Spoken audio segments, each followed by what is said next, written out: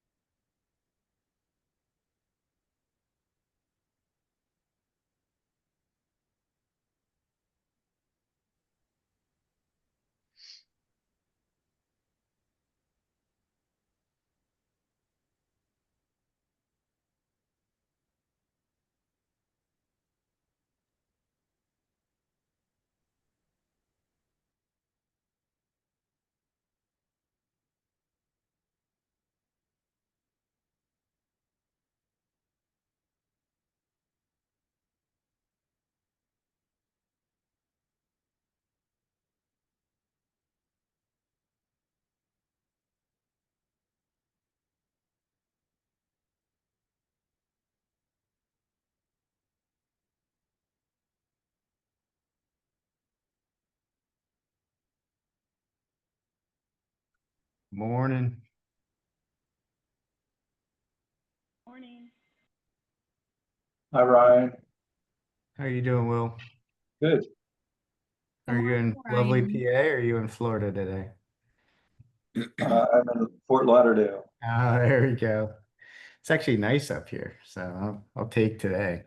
It's hotter there than it is here. Jeez. We'll give it a couple minutes, let some people get on here. Hopefully, people have topics. Yeah, I think we'll just kind of start going into maybe some generic stuff that you've been hearing or others, and then I'm sure it'll build off of that. Did you get a hold of Gary at all? I am waiting for him to give me a date. Okay. There's some changes coming to the PAR agreement, and the the new form or the examples of the new forms come out next week. And I think that that might be a good thing for him to go over. Okay. Yeah, that would be good. I do have some like inspection scenarios if no one has any topics to start. I have a question on inspection myself. Well, All right. maybe we'll Good start morning. there. Yeah, well, let's give it like one more minute and then we'll start it off.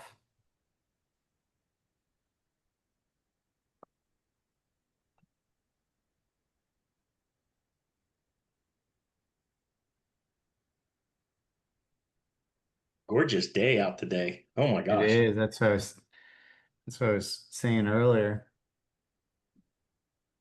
This is what we've been waiting on all year. Yeah. All right, it's 10:01. We'll get started. Looks like we got a good group coming on as they start rolling in. So for those that have been on, I guess we had one earlier this year, just we want to start doing these a little bit more quarterly where we bring Will on, office managers, and just kind of have it as an open discussion. I feel like as we work through real estate deals, we always have questions ourselves and or the agents on the other side maybe aren't sure, and we want to make sure that we're constantly educating our agents here at KW Keystone to make sure that they're going through with their clients with the utmost confidence and the most information. So we really just keep it open. We'll use the next hour to handle any questions that you might have from maybe a deal perspective that you're currently facing, something that you had worked through just recently. Generic questions. Will might have some things to add. That I'm sure he's getting calls, so he might have some frequently asked questions that he wants to share as well. But I'll kind of just leave it open. So as you have questions, either shout them out or type them in the chat, and then we'll try to get to as much as we can within the hour. We have some really good trainings coming up in August. So we're trying to get a new contract class going up with Gary. If you remember, Gary Muccio came in, I guess that was last year. So we're going to try to get that in. We're just waiting on a date. And yeah, we're going to go from there. So Bob, you want to take it? You said you already had an inspection question, so we'll let you kick it off. Yeah, actually, yeah. The listing I had, sellers actually did a home inspection on their own prior to putting the listing up. They found some items, so they're having those corrected. I had one request from an agent asking for this inspection report or inspection results. I'm just wondering, has anybody had any sellers that did an inspection prior to listing? And did they give the results to any prospective buyers? I actually, after the inspection was done, we actually did it. They did an update on the seller's disclosure for some of the things that they found, and they're having some of those items taken care of.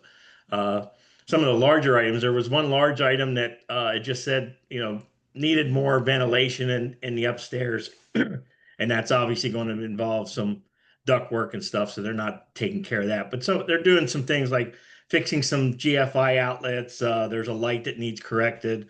They fixed some leaks and some plumbing that they found. So I'm just kind of throwing that out there. I think it's not a bad idea if your seller does give that report to buyers and have them acknowledge that they got a copy of it in writing.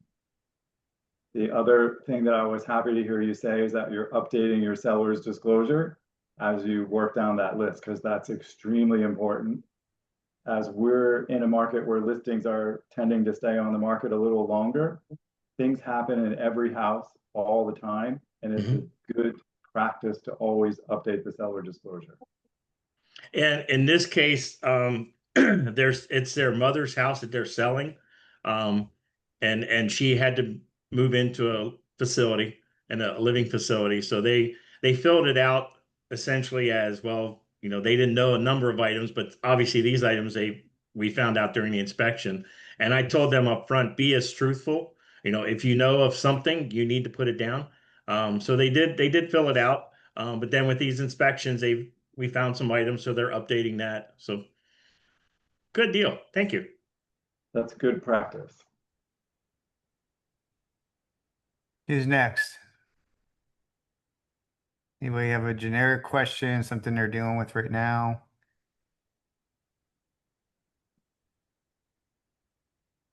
Can we? I've had, Oh, good. Well, I was just going to say, I've had a couple of things come up over the past couple of months with different agents in the office in the inspection clause about when the buyer actually has the right to unilaterally terminate in the inspection clause.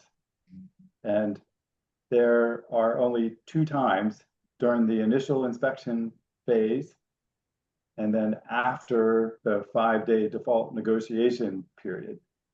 So they actually can't terminate during that negotiation period. And that was a couple of bones of contention with some contracts that we've recently had in the office. So just be aware of when your buyer has the unilateral right to terminate in the inspection clause during the initial inspection timeline and after the negotiation period. Does everybody get that? From who I can see. Okay. yep. Well, last time we were on here, we were talking about the compensation stuff and being on the list side and how to handle the compensation within the agreement of sale versus, so for example, if a buyer asks for less or more than you're offering. I think we had some differing opinions on that. Of course, you're the authority here. So how should that, let's just say there's no CBC form there, you're offering 3, the buyer's asking for 2.5, walk us through how you want that to be documented. Well, if it's a co-broke deal and the seller's paying buyer commission, there should certainly be a CBC. If you've listed commission on your listing agreement. As good practice, if I'm understanding your question correctly, if your seller in the end pays less, I would go back and amend the listing agreement and have them initial it.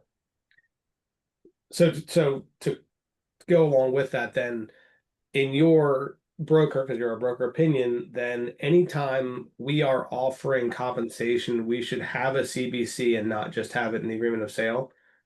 I'm asking this because I had an agent recently that I wrote it in the agreement and we got under contract, and she came back later and edited it all to be a CBC and pulled it out of the agreement. So I just kind of want to create some uniformity with how we are all, at least at Keller Williams, doing that. So because the challenge here has been that agents don't respond and don't sign the CBCs before you send the offer, and it kind of puts you in a tough spot because then there's no guarantee you're getting paid, right? I mean, I think that's been the challenge for me, hence why we've been putting it in the agreement and not using CBCs that often. So I don't know if that's a good talking point for you, but maybe walk us through your thought process on that. Well, if your seller has agreed, and we're just using a number, to pay 2% co-broke to the buyer, and a buyer's agent calls and asks you, what's your seller offering? The answer is 2%. I've actually called myself and asked some listing agents what their offer is, and they say, well, they are offering commission, but you have to ask. That's if you've had the right discussion with your seller, the listing agreement already says what your seller is offering. The other thing to do is if you can get it confirmed in email or at least in a text message from co-broke agents who tell you what it is, but then don't want to sign the co-broke form ahead, at least you have some form of verification that there was an offer of co-broke compensation. If your listing agreement has co-broke compensation listed, and then you also list co-broke compensation on the agreement of sale, you've charged the seller twice. Well, if there's not a CBC, is that the case? Because the agreement of sale reads in addition to. So that's my question. If there's no CBC signed by the realtors, what do you know what I mean? They've made it complicated for no reason, but just I think listing agents are complicating it whenever they sit down with a seller and explain the different ways that commissions can be paid today. And then they execute a listing agreement that says, we are offering this percentage. And yet when they get a call from a co-broke agent, they won't tell them what the offer is. That's what creates the confusion. If I can pipe in here, because we had the discussion on the RAAC board, and Peter Ruth is saying exactly what Will is saying. So when you're with your seller, you're going to find out how much they're going to pay and then how much they're going to pay the buyer's agent. And you have to stick to that. And you can't put it in the offer. You have to have that CBC. It can go along with when you make the offer, but you can't make up extra rules. You just have to, honestly, I find it very simple, but Peter is saying that a lot of people are complicating it and they're getting calls to the hotline about this all the time. yeah, that's true. Well, the hard part about that is, yes, you should be saying honestly what you are offering. You should not be lying about that if your seller is agreeing to pay. Like, people are being shady about that. But when like my challenge, and Will, correct me if I'm wrong, if I send my agreement of sale and I send my CBC with it, and they sign my agreement of sale and not my CBC, nothing is saying that I'm getting paid. So that's where I struggle. That's Well, why. then you go to their broker or their office manager and make sure that that's being taken care of. Well, but you have an agreement with your buyer that says you're getting paid X. You have no CBC saying that compensation is being offered. So in that situation, you're putting your buyer on the hook for the whole commission. No, And you're not, because you're going to the other agent's broker or office manager and making sure that their agents are doing their due diligence. But I'm just talking about strictly from paperwork. Strictly from, if Before I get you, it, well, go ahead. I'm just, before you submit that offer, do you try to verify what the CBC is? Because oh that's yeah, I what mean, of we course put you want down to, here. verifying, but until, as you know, for what that conversation means nothing if nothing's signed. Right, So but if they sent you an email, you definitely would have some, they would have some liability to you if they confirmed it somehow. They right. can't just back out on that. Well, I mean, I'm going the long way around. So why not just put it in the agreement and not use the CBC is what is because then it's covered. And that's what I'm trying to get to the bottom of. I mean, is there a difference between the way that goes? And because I struggle to find the difference, and I don't want to muddy the waters for the whole company here, but because I got away from the CBC because nobody was sending them back. And I'm like, well, I'm just going to put it in the agreement and then it's covered. So, Yeah, I want to jump in here as well. On my offers on 3A, I am putting my percentage, allowing them to come back to agree or disagree. This way it keeps it between the buyer and seller, and it keeps me agent out of it. When it's in the listing agreement, when I put the offer in, it's up to that seller to sign and agree to that. Agent's out of it at that point. If they want to come back and counter from my 3 to 2.5, then I'm sitting in a position to that counter with my buyer. That's how I've been doing it. If that's wrong, then tell me. But that's why, yeah. Well, so what is your thought on this? The proper way, the way that we should be practicing is the buyer broker compensation on the agreement of sale says in addition to. So if there is an offer of CBC from the listing agent, co-broke or not, you use the CBC form.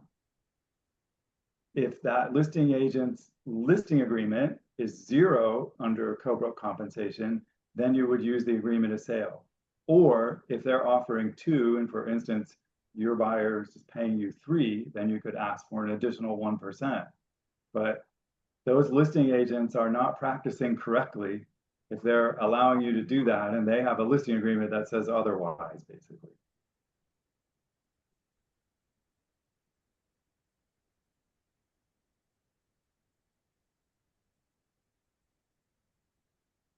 So we need better cooperation from other agents is what it sounds like. Yes. And if you need me to call some office managers or Ryan, we'll put the time into it because we all have to be practicing the same way, and that's the right way. And ultimately, I think that's the challenge is that everybody is practicing differently, depending on how they're getting trained or their understanding of the new changes from, I mean, we're at a year now. Obviously, we want to make sure that we're doing it right. But yeah, we're always fighting against agents that either are uneducated or unwilling to educate themselves, and it always turns into um, a he said, she said thing. So. Right. How do other people in the Zoom handle it if you want to share some experience? Well, I had I'm an agent. okay. I had an agent on my team that was working, I believe it was with Dave Hook's team, and they told her they would not send the broker co-op back to her until they had an agreement. So I told her to put it on the agreement of sale because otherwise, like, it's just hearsay, really. I mean, unless it's in writing somewhere. Did they scratch it out then and sign the CBC, or did they let it in the AOS They let it in the agreement of sale. and never signed the CBC? Correct. That's backwards, but we can't make other offices conform. The listing agreement says broker will document the agreed upon amount by using a form such as the CBC agreement or a similar agreement.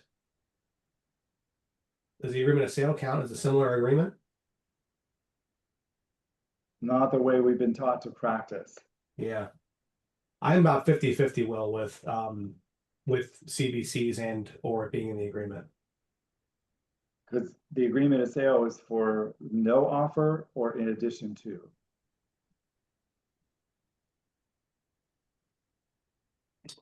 I mean, you just read there, it says they're supposed to provide documentation on what their seller's doing. Yes, The it's listing agents are not doing it. seller authorizes and instructs broker to offer compensation in the amount of. Right. Instructs is the key word there. Yep. Maybe that's what we need to be pointing out to other agents, what their listing agreement actually says if they're using the PAR form. Yeah, I want to find a buy side form real quick.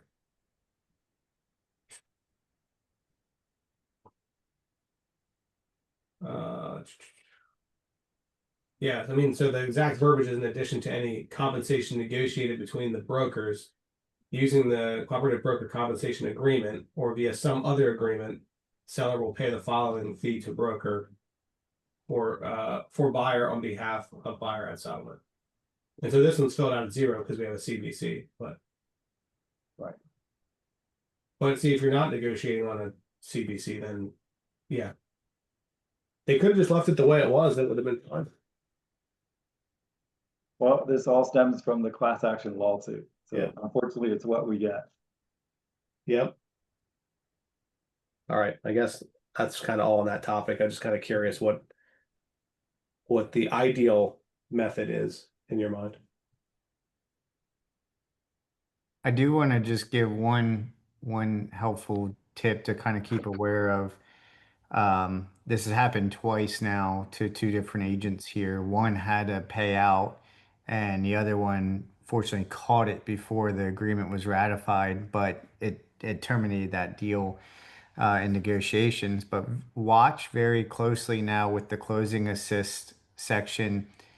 With dot loop and DocuSign, that number goes in so small if it's a percentage. And it's oftentimes getting missed now where that if they're doing like 3% sell closing assistance or seller's help, it goes right next to the wording. And it's a very tiny number.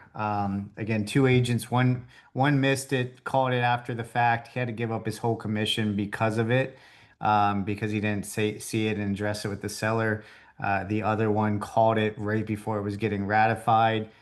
He had to obviously quickly rescind the offer, go back to the seller. Seller wasn't into that deal anymore, and that deal terminated. So just really watch that. Dave said center it up. Yeah, that's good on the buyer side, but if you're on the listing side and you miss that, you are responsible for that amount that your seller's going to lose out on.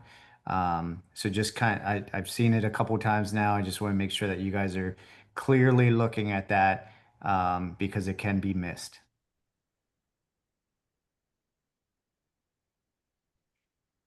What else? Anybody got any other situations they're dealing with or any questions about the contract that they're unclear on? Inspections, appraisals, contingencies, deposits. Those are kind of the common ones.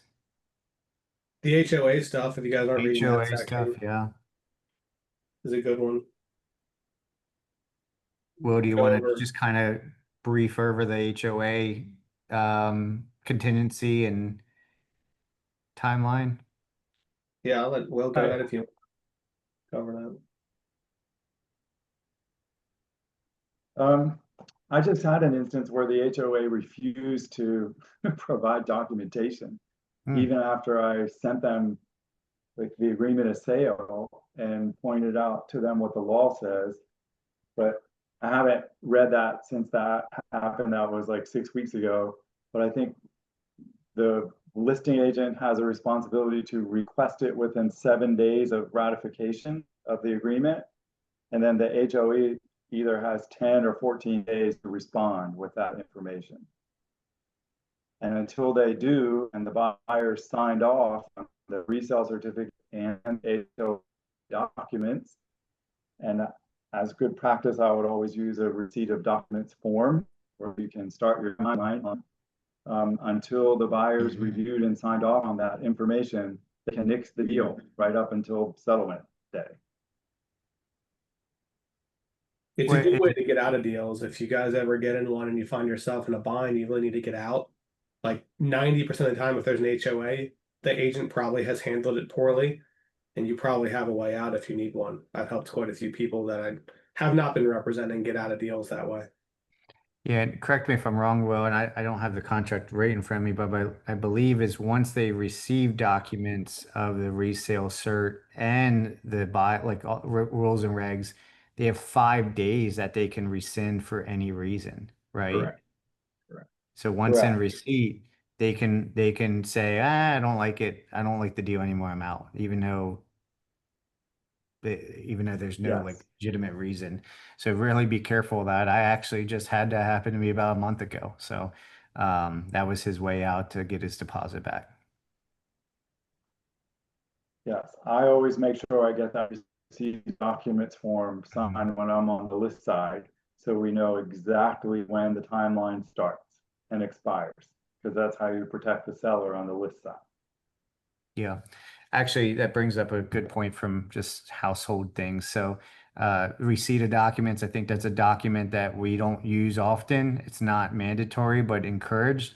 And same with that for your inspection, get a home inspection. If they're waiving it out, make sure you get that doc signed too. It's good practice to have those extra layers of documents that in the event something happens after the fact and they're gonna oftentimes shoot the messenger. So I would try to get those done as well if they're waiving and or again inspections, homeowners association docs. Make sure those get signed off on. Yeah, I just got a letter of discontent from a client that opted to not inspect. A year later, they've had a couple problems, and they said they wish I would have leaned on them harder to get an inspection. Even though they texted me they wanted to offer without one, they felt like the blame fell back on me, despite me having in-depth conversations with them about it. They forget those conversations, so I that was my reminder, Ryan, to make them sign that form just for a CYA. Yeah, it's definitely a good form to have just to cover your butt. Yeah, my Yes. last settlement, during the pre-settlement walkthrough, we found some things, and I reminded them that they opted not to do the inspection. So some of these items were present. They may have been caught during inspection, may have not, but they really had no recourse to go back to the seller for it. And they just sent me another message yesterday saying that they found some other items, and I had to remind them again that you did not do an inspection. But I realized I didn't have them sign that in the form where they waived the inspection, but um, that's a good point. I gotta keep do more of that paperwork.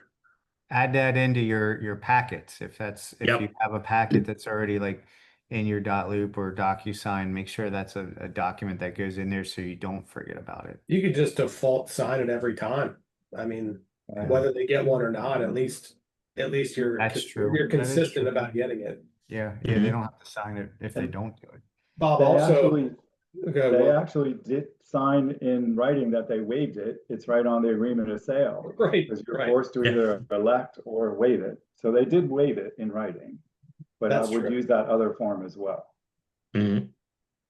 Bob, if you're having issues that should have been disclosed, check the disclosure and make sure that there's not, differences between what they disclosed and what your client's experiencing, because you could have a good mediation situation if there are things that are not appropriately filled out. That was what I advised my clients. I said, every problem you're having, there was a pipe that broke, that the house had an insurance claim. It was never listed in the disclosure, and they experienced these problems from it. So, obviously that's a good time for a mediation, but just something to Yeah. review if you haven't.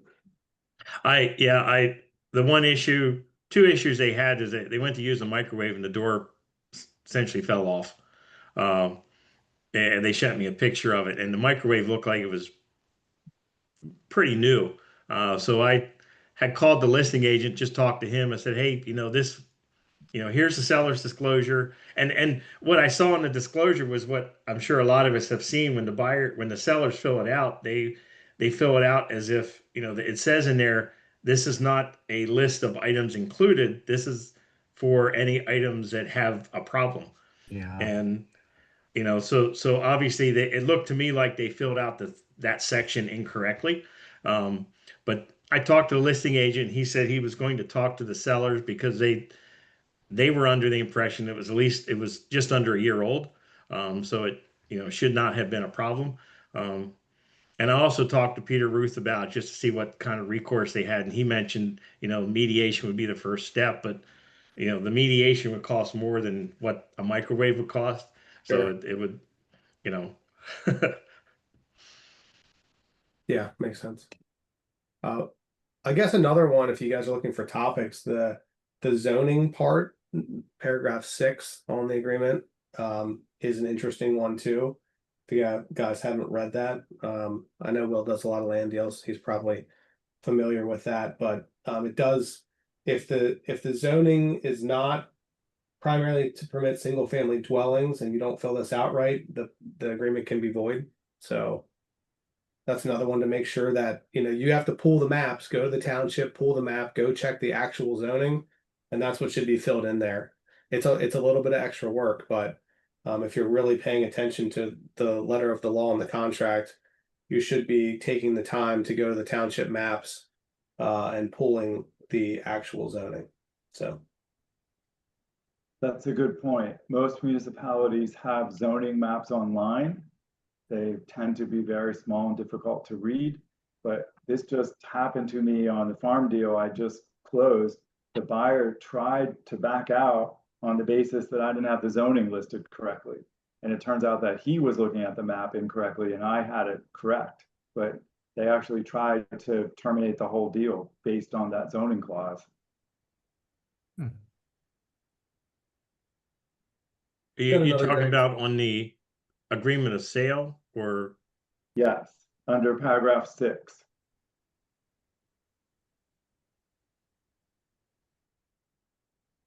From what Dave said, you were saying if you haven't read, do people not read the contracts?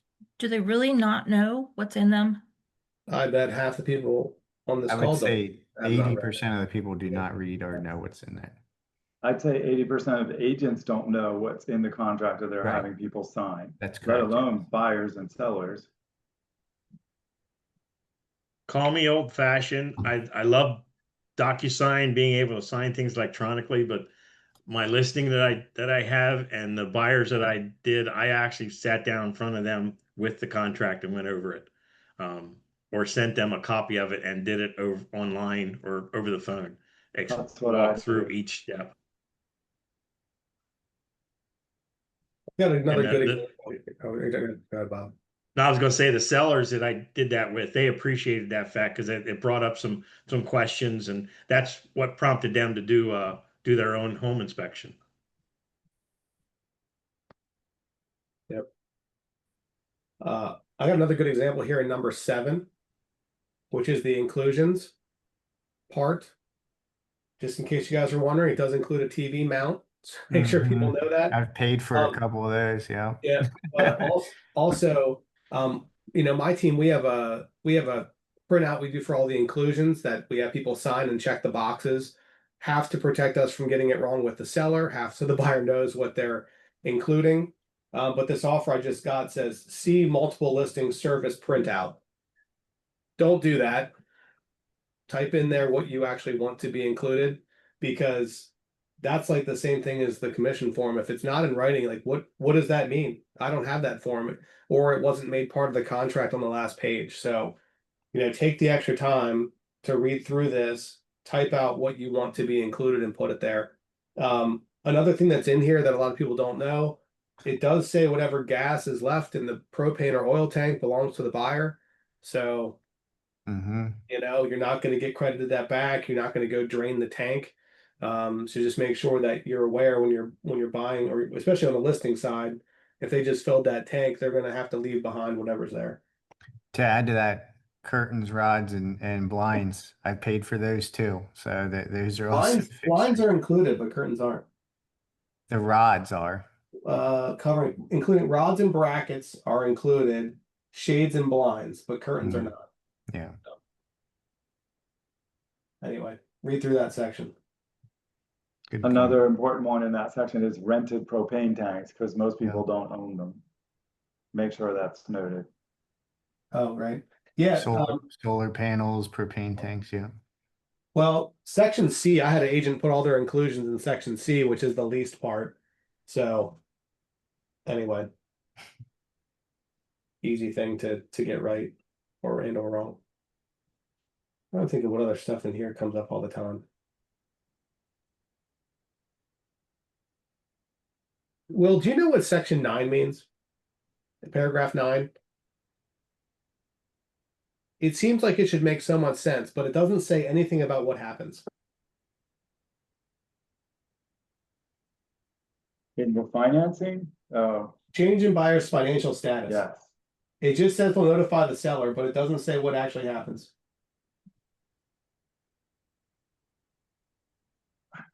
If they, I mean, but I it had just an says, instance where a buyer lost their job and thought if they didn't tell anyone, they would make it through. And the mortgage company wouldn't figure it out, but most mortgage companies re-verify things right before closing. At least this one did. And the buyer lost their deposit because they did not tell us about a change in their financial position when it happened. that makes sense, I guess. I thought it should say more here about, besides notifying like more of what might happen, but I guess that's probably covered elsewhere in the agreement. Let's go into that for a second. Because I feel like terminations are coming up more and more these days. I don't know why. But so there's a termination. Obviously, each party feels that they're entitled to the deposit in some way, whether they're right or wrong. Whatever the one party is doesn't sign off on the termination and release a deposit. What happened? What does an agent do next, Will? If the one party, if they don't make a ratified termination with a release of deposit, what do they do next, and how much time do they have to do that? It depends. There's some default language at the end Paragraph of the agreement 26, about if anyone's looking right. for. return of deposit monies. If it's disputed, the listing broker simply becomes the escrow holder. So they're not allowed to mediate any dispute over that. And if it's a default language, I think 180 days has to pass. And if there's been no claim to it, then the escrow holder can release the funds if they're not aware of anything that's been filed. But if it's contended, rather than wait out that 180 days, I would try to negotiate with the other agent on splitting it or somehow coming to an agreement to get the deposit back. So if they contend it, that would be mediation? Yeah, that's Mediation or the litigation. contract stipulates you have to go to mediation first to resolve all disputes. And they would need to do that within the 180 days. Correct. Okay. I Unless think changed, which I've seen people change them to like Yes. 30. Yeah. I was just going to say that to protect both the buyer and the seller, if there is some sort of dispute over that, I would be changing that to 30 days, 20 days even. Because if you can't Mhm. resolve it in 20 days after tempers have cooled, it's probably not going to be resolved unless someone else tells you what to do, like a mediation board. I would say be careful too on the list side. I've had offers come in that say 2 days. And the way this is written, if the seller hasn't taken any kind of mediation action or litigation action within 2 days, after that 2-day period, all the buyer has to do to get their money back is send a letter to the brokerage. So Ask for it. and ask for it back. So, make sure that you're giving yourself enough time on the list side to deal with a problem if there would be one. That's a box that I think we don't automatically go look for. all the What page time. is that, Dave? Is it It's on nine, page 10? 13, Oh, at 13. line 716, Paragraph C. paragraph C. Yep. And the other box on here is that liquidated damages box, guys, and that Check is that every time. almost unless you have a massive deposit, that should be checked. Yeah. Hey, one of the other things to bring up here, Will, you were on the call. We had emailed back and forth about this is, the state always says, don't mess with our contract. We're not attorneys, but they did mention that you have the right, your seller has the right, or the buyer has the right to scratch the part requiring mediation. They did say that on the call. Interesting. I didn't know that. I've seen reload companies do that a lot. Yeah. 'Cause Do you recall that, Will, on the call with the Yeah, going over the new some of contracts and stuff? my listing banks do that. They'll cross Mhm. out anything to do with mediation because they're not in this state and they don't want to come here. So they'll file in a different state. So you're not rewriting the contract, you're just simply Correct. deleting a clause which is permitted. If you do that, I would strike out the entire clause, not just the heading, but the entire clause. Yeah. I was surprised they said to do that because they don't often say go ahead and strike out parts of our agreement. Right.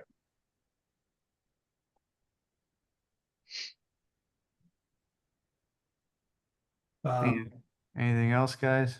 Title surveys and costs is an interesting category too, that we don't run into very often.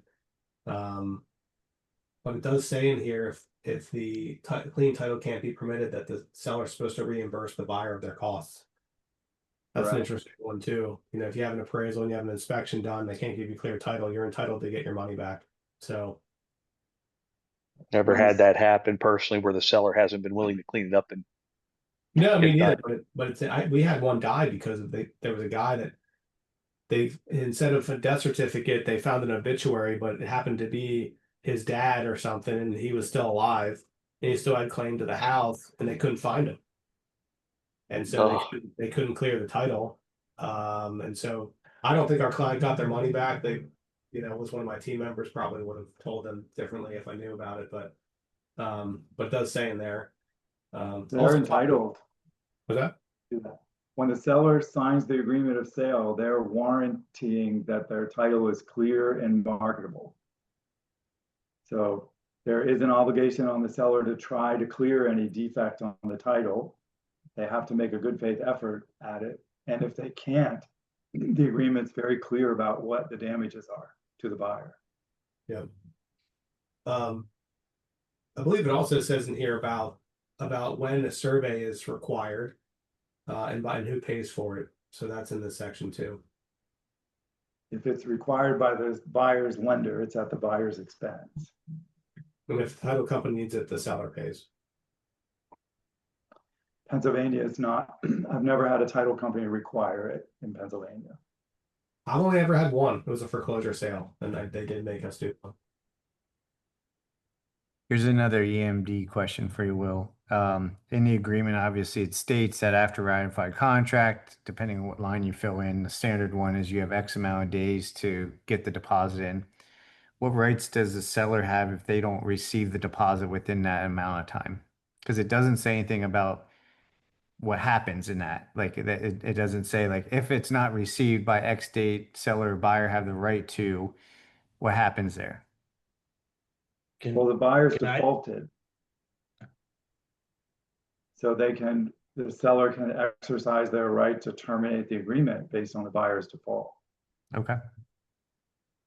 I actually had two buyers last year do that, where we had a ratified contract, and after they signed the contract, they called me up and said, "Bob, we can't do this. They just never delivered the deposit."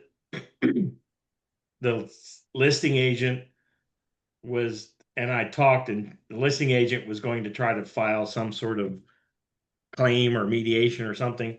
I talked to Peter Ruth, and Peter Ruth told me, he said, "Hey, the contract is voided because your buyers didn't uphold their end of the contract. You can't get blood from, there's nothing to get back because they never gave anything." He said the seller or listing agent could, file something, but he said that they never, it's essentially voided. If they waited like in this case, 5 days to deliver the earnest money, and they didn't deliver it, there's nothing they can do. So It's still technically legally due. yeah, I'd ask The- Peter that, are they still liable to have, can they be forced to make the sale? And he essentially said, they could try, but again, they don't have anything there. It was interesting. I mean, again, I had it happen twice to me. There has to be consideration or the contract is not binding on the parties. So we kind of delay our own misery by allowing people to delay giving the consideration. So if you're in a multiple offer situation, I would be getting the consideration with those agreements. Smart. That's a good tip. How about this one? Another, What if you have a termination initiated by a buyer or seller? I guess either way, you have a termination, but one party's not. This goes back to the MD, but one party doesn't sign. Do you have the right to go back on the market before a ratified termination? So if the seller initiates the termination, but the buyer hasn't signed it, can we go back on the live market as active, or do we have to wait till that is fully ratified? Well, the termination is single party. So it doesn't require two signatures to terminate. It only requires two signatures to distribute the deposit money. Okay, so what if there's no deposit money being, Well, let's just say the deposit money's up in the air, but the agreement's been terminated, right? That form's cut in half in the middle. yeah, So you can so we can terminate, go but back on the still be in market dispute. right Well, away. I will answer that part, but you can be in dispute about the deposit but still be terminated. Okay. Well, do you have thoughts on going back on the market though? That's your territory. it depends. There are some instances in the agreement of sale where the buyer has a unilateral right to terminate, and there are instances where it's the seller's unilateral right. So if you're on the sell side and say you've passed the mortgage commitment date, it's the seller's right to terminate unilaterally. There's nothing the buyer can do about that. The buyer can't keep the deposit, but they have the right to unilaterally terminate.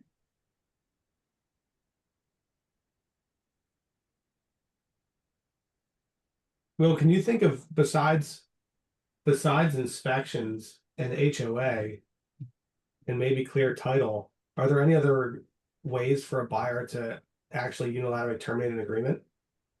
Because I think in the Yes. agreement, there's a lot of opportunities for the seller if the buyer doesn't hold up their end of the deal, but there's not that many opportunities for the buyer, really.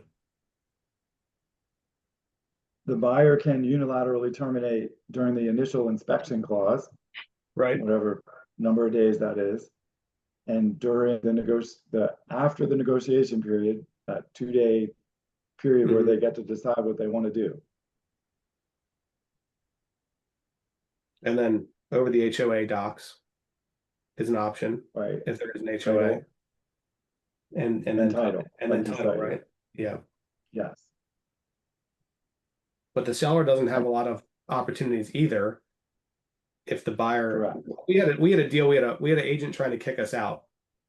And so we spent a lot of time going through this trying to find where we didn't want to make slip up on the buy side. And so, there are a couple things, just kind of thinking through on the sell side what they can terminate for. And really, if you keep your financing dates in line and don't ask for things to be repaired, They can't. they don't have really an option to get you out. Correct. So we've had a couple of instances in the office where the buyer terminates under the finance clause because they actually have a denial letter from their mortgage company.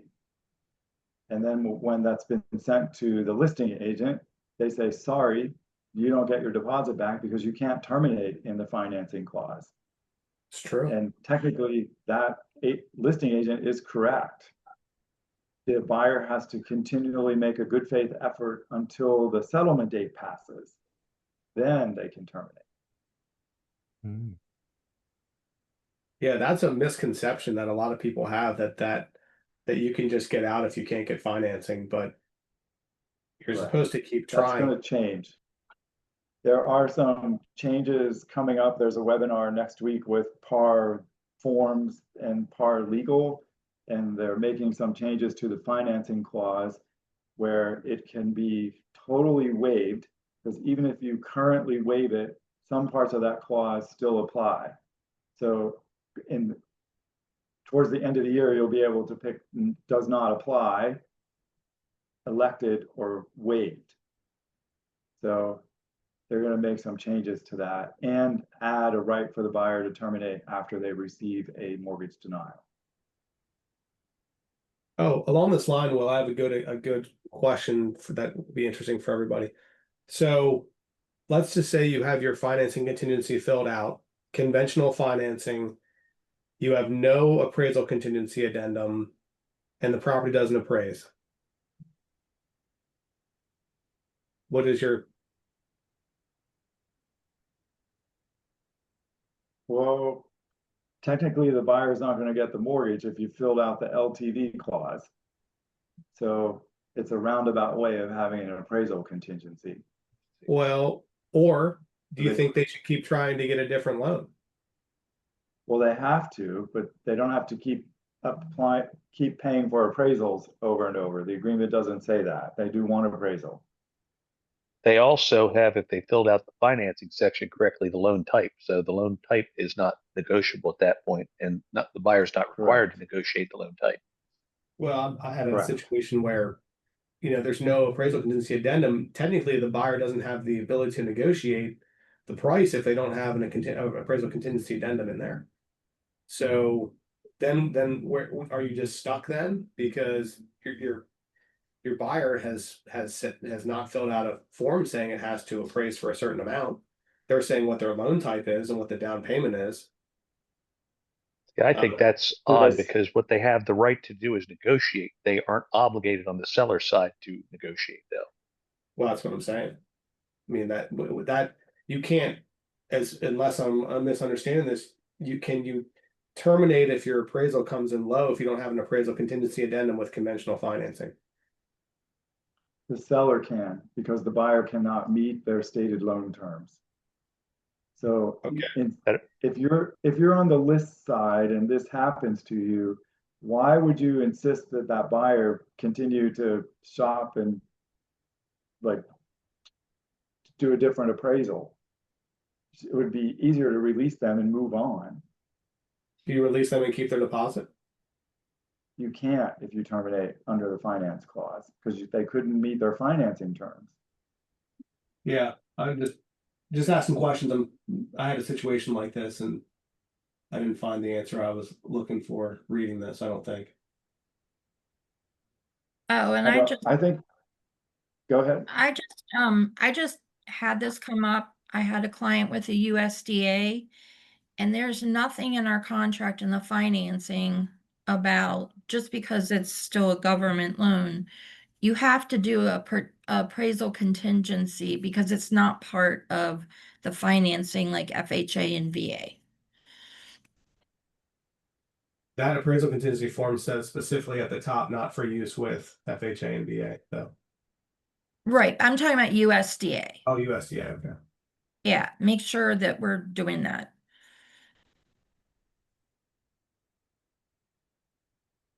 If that's What an if issue for your buyer, go ahead. I was gonna ask, what if the loan to value ratio for a conventional loan is 95% and it doesn't appraise? Wouldn't the buyer, if they have the money, need to pay the difference? Trying to read this and see if Not unless you have a gap addendum. Yep. Say it's good Otherwise, practices. I've been doing it to use that appraisal contingency if that's gonna, you should know if your buyer's gonna have an issue with that, or if they have surplus cash, they might be willing to part with. I think that's the general point of this is make sure you have a appraisal contingency addendum with Yeah. every applicable loan type.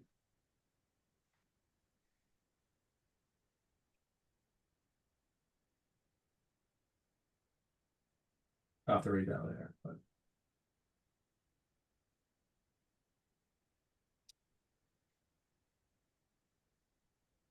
Well, with those changes coming to the new forms as discussed on that call, do you think it's going to clear up the difference with agents writing offers as cash offers that are not cash offers? Because I get the full waive or not applicable, but it would be easier if Right. they just made it clear and said, I have a cash in the bank in hand buyer.